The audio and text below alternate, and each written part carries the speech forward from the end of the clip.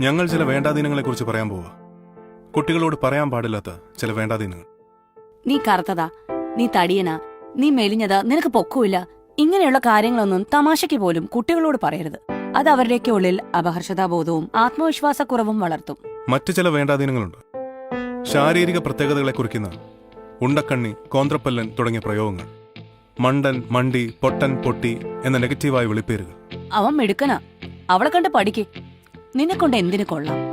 ഇതൊക്കെ പല മാതാപിതാക്കളുടെയും സ്ഥിരം പല്ലവിയാണ്. തൊട്ടതിനും പിടിച്ചതിനും വഴക്ക് പറയുന്നതും നിസ്സാര കാര്യത്തിന് ശകാരിക്കുന്നതും കുട്ടികളുടെ മാനസികാരോഗ്യത്തെ ബാധിക്കും. നിന്നെ കൊണ്ടിത് പറ്റില്ല എന്ന് പറഞ്ഞ് നിരുത്സാഹപ്പെടുത്താതെ ഇതിൽ നന്നായി നിനക്ക് ചെയ്യാൻ പറ്റും എന്ന് പറഞ്ഞ് കൂടെ നിന്ന് പരിഹാരം കാണുകയാണ് ചെയ്യേണ്ടത്.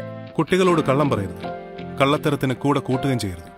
അങ്ങനെ ചെയ്താൽ പിന്നീട് കൂടുതൽ കള്ളങ്ങൾ ചെയ്യാൻ അവർക്കത് പ്രേരണയാകും. കുട്ടികളുടെ മുമ്പിൽ വെച്ച് വഴക്കടിക്കരുത്, പ്രത്യേകിച്ച് മദ്യപാനത്തിന് ശേഷം. അതുപോലെ തന്നെ മോശം വാക്കുകൾ ഉപയോഗിക്കുകയും അരുത്.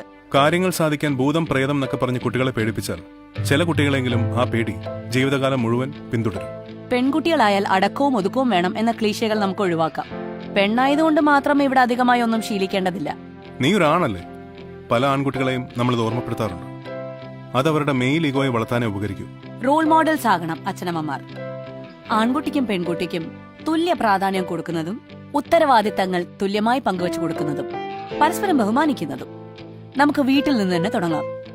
കുട്ടികളോടൊപ്പം കൂടുതൽ സമയം ചെലവഴിച്ച് ഓരോ ചൂടിലും അവരോടൊപ്പം നിന്ന് അവർക്ക് മാതൃകയായി നമുക്ക് വളരാം, നന്നായി വളർത്താം.